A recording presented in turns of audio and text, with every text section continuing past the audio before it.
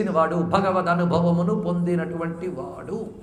లబ్ధ్వా అన్నాదే, ప్రాప్య అన్నాదే, జ్ఞాత్వ అన్నాదే. కానీ ఎందుకు ఈ తేడా చూపించారంటే జ్ఞానమునకు భక్తికి అభిన్నం చెప్పడానికే జ్ఞాత్వ అనే మాటని ప్రయోగించాడు ఇక్కడ మహానుభావుడు. పైగా లబ్ధ్వా అని ఎందుకు ఇచ్చాడు, ప్రాప్య ఇచ్చాడు, ఇప్పుడు చెప్తాం. ప్రాప్య అంటే పొందుట, లబ్ధ్వా అంటే లభించుట. లభించడం ఎప్పుడు జరుగుతుంది? ఒకడిస్తే నీకు లభించింది. ప్రాప్తి ఎప్పుడు జరిగింది? నువ్వు పొందితే నీకు దొరికింది. ఈ రెండింటికి చాలా ఇది. దొరకబుచ్చుకుంటే దొరికేది ప్రాప్య, తనంత తాను దొరికింది లబ్ధ్వా. అది ఇక్కడ విషయం. మూడవది జ్ఞాత్వ. ఎందుకు ఇలా మాట చెప్పాడు అంటే అమృతస్వరూపాన్ని ముక్తి గురించి ఏదైతే చెప్పారో అది పొందబడేది కాదు, పొందేది కాదు, అది దొరికేది కాదు. దొరికేది ఏదైనా పోతుంది, గుర్తుపెట్టుకోండి. ఏది మీరు దొరకబుచ్చుకుంటారో అది పోతుంది. ఇంతకు ముందు లేనిది ఇప్పుడు వచ్చింది అంటే మరికొంతకాలానికి ఉండదు. అది నేచర్. ఒకటి పుట్టింది అంటే గ్యారంటీ పోతుంది. మనకి ఇంతవరకు లేదు కనుక ఇప్పుడు వచ్చింది, కనుక ఇంతవరకు భగవద్ అనుభవం లేదు, ఇప్పుడు వచ్చింది పోతుంది అంటే భగవద్ అనుభవం అనేది స్వతసిద్ధంగా ఉంది అక్కడ. నువ్వు దాన్ని గుర్తించడం లేదు, అదొక్కటే విషయం. కనుక మోక్షం అనేది ప్రాప్య వస్తువు కాదు అని మనకి వేదాంతం అంతా చర్చ చేసింది. ప్రాప్య వస్తువు కాదు, అది తెలుసుకోవడమే. నేను బంధితుణ్ణి కాను అని తెలుసుకుంటే చాలు, ముక్తుడివే నువ్వు. బంధితుడిని అనుకోవడమే బంధనం అయిపోయింది. కానీ మోక్షం అనేది పొందే వస్తువు కాదు, అది లబ్ధ్వా, అది కేవలం లభించినది అని అంటే అర్థం. నీ సాధన దానికి లేదయ్యా, ఆ భగవానుడే నీ కట్టు విప్పగలడు తప్ప నువ్వు విప్పుకోలేవు. ఆయన విప్పేశాడా విముక్తుడివే నువ్వు. పశువుకి ఎవడైతే కాపరి ముడి వేస్తాడో వాడే విప్పుతాడు.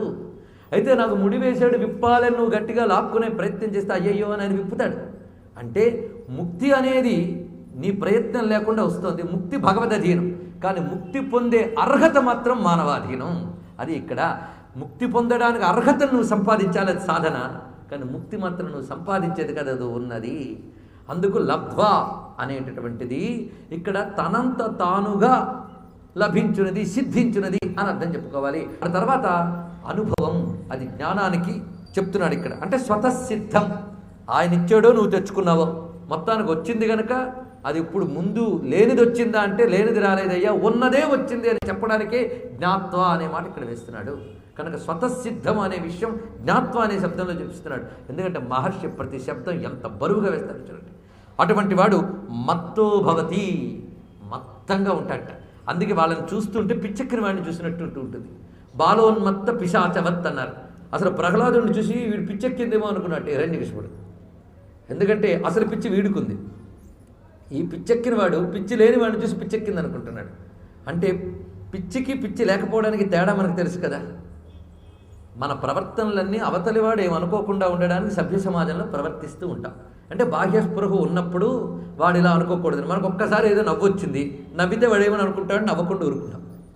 ఎవడికి బాహ్యస్పృహ ఉన్నవాడికి. కానీ భగవత్ స్పృహ ఉన్నవాడు, వాడు నన్ను గమనిస్తున్నాడు, నేను నవ్వితే ఏమనుకుంటాడు అనుకోడు, నేను ఏడిస్తే ఏమనుకుంటాడు అనుకోడు.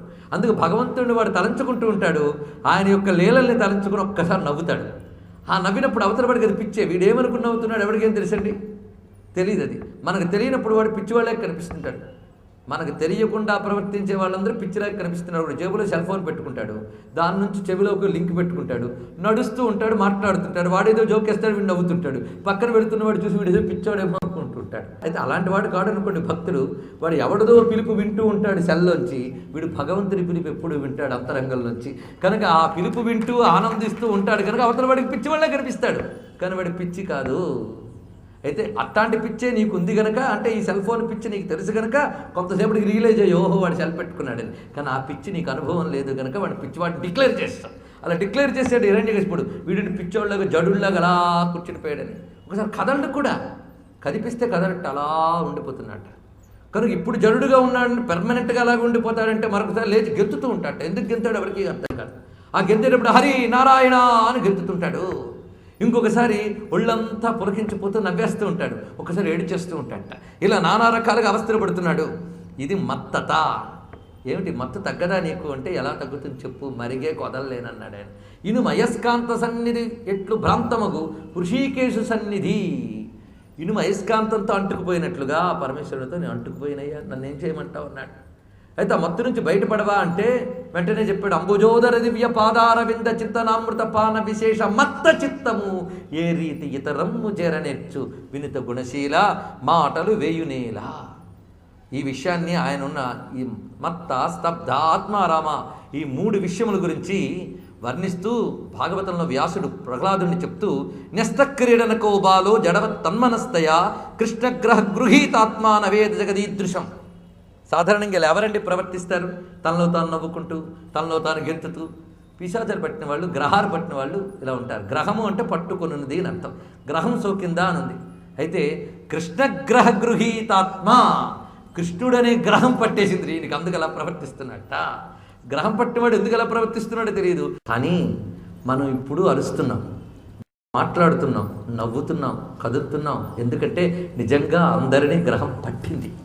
ఆ గ్రహం పట్టడం వల్లే మనం కదులుతున్నాం, మాట్లాడగలుగుతున్నాం, ఆలోచించగలుగుతున్నాం. ఏమిటి ఆ గ్రహం? ఆ గ్రహం అందరినీ పట్టిందని తెలియాలి. గ్రహం పట్టకపోతే ఏది కదలనే కదలదండి. సృష్టి అంతా కదులుతోంది, మనం ఇలా ఉన్నాము అంటే మనలో కూడా పట్టు కూర్చుందిట గ్రహం. నిన్ను నన్నేనా అందరినీ పట్టిందిట అంటాడు అన్నమయ్య. పుడమి నిందర పట్టె భూతము కడు పొడవైన నల్లని భూతము అని అర్థం. ఇది తెలుసుకునే వాడికి బడికి పట్టేసిందండి. వాడికి ఆ పట్టిన భూతంతో తన్మయుడైపోయాడు వాడు. ఇంకా ఎందుకంటే మనకు ఆ భూతం పట్టినా మనం మరో భూతాన్ని పట్టుకున్నాం. మనం ఎప్పుడు భూతాన్నే పట్టుకుంటాం, అంటే గతాన్ని పట్టుకుని వేలాడుతూ ఉన్నటువంటి వాళ్ళం. లేదు భవిష్యత్తునే మరో భూతం, మనకు 2 ఉన్నాయి. కానీ భగవంతుడే భూతంలా పట్టేస్తే ఆ పట్టిన భూతం నన్ను పట్టుకుందని తెలిసి ఇంకా తన్మయుడైపోయేటటువంటి వాడు అసలైన భక్తుడు వాడు. అందుకే వ్యాసుడు ఎంత చక్కటి మాట వేశాడో. సుఖమహర్షి అంటున్నాడు ఆ మాట, కృష్ణగ్రహ గృహీతాత్మ నవేద జగదీదృశం. కృష్ణగ్రహం పట్టేసింది ఆయనకి. అందుకే జగత్తు ఇంకేం కనిపించట్లేదు, ఎక్కడ చూసినా కృష్ణుడే ఆయన. ఒకవేళ కృష్ణుడు మరపొచ్చాడా, అయ్యో మర్చిపోయినా అని ఏడుస్తూ మొదలెట్టేట. క్షణం మర్చిపోయినా భగవంతుడి గురించి, క్షణం వృధా అయిపోయిందా?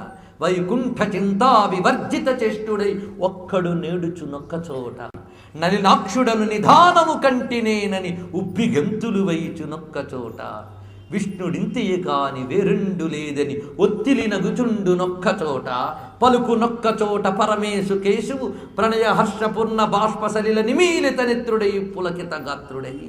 ఒళ్ళంతా పులకించిపోయి కళ్ళు చెమర్చి ఆ మహానుభావుడు క్వచిత్ దృదతి వైకుంఠ చింతాచబల చేత సహా క్వచిత్ హసతి తచ్చింతాహ్లాద ఉద్గాయితి క్వచిత్ నదతి క్వచిత్ ఉత్కంఠో విలజ్జో నృత్యతి క్వచిత్. పిచ్చి పట్టిన వాళ్ళ సిగ్గు లేకుండా నృత్యం చేస్తున్నారండి. సిగ్గు అంటే ఏమిటి? కొంతమంది పాపం కొండలెక్కుతూ ఉన్నారట, గోవిందా గోవిందా అని అరుస్తున్నారు. ఒకడు కొండెక్కుతున్నాడు, అరవట్లేదట. పక్కన ఒక ఆయన అడిగాడు వెళ్తూ, పెద్ద ఆయన, ఏంటైనా నువ్వు గోవిందా అని అరవట్లేదు అంటే, వాళ్ళందరూ పల్లెటూరు బయతులండి, నేను పిహెచ్డీ చేసిన ప్రొఫెసర్ని అందుకు నవ్వని అంటే, నిన్ను గోవిందా అని అరవనివ్వని ఆ పిహెచ్డీ మహాప్రమాదకరమైందయ్యా అని. అందుకు గోవిందా అని అరిచే పిచ్చి గోవిందా అని అరవనివని పిహెచ్డీ కంటే గొప్పది. అందుకు భగవంతుడిని దూరం చేసే జ్ఞానం కన్నా భగవంతుడిని దగ్గర చేసే అజ్ఞానం విన్నా. అది మనకు చెప్తున్నాడు, చదువులలో మర్మమెల్ల చదివిది తండ్రి అన్నాడు మహానుభావుడు. ఆ మర్మం తెలియదు హిరణ్యకశిపుడికి, మర్మం తెలుసు ప్రహ్లాదునికి. అందుకు నిరంతర కృష్ణానుభవం అంతరంగ బహిరంగాల్లో అనుభవించేవాడు బాలోన్మత్త పిశాచవత్, బాలుల వలె ఉన్మత్తుల వలె పిశాచుల వలె ఉంటూ ఉంటాడు.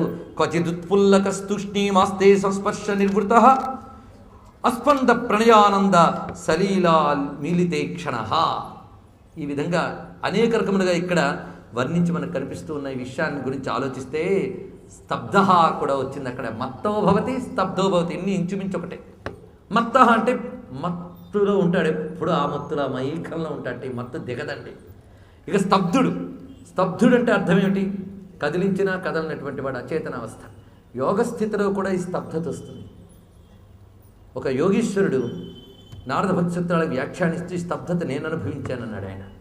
ఎలా అనుభవించావంటే, ఒకప్పుడు నేను కూర్చుని సాధన చేస్తూ పంచభూతాలని ఒక దాంట్లో ఒకటి లీనం చేసే యోగ సాధన ఉంటుంది, దీన్ని పంచీకరణం అని చెప్తారు.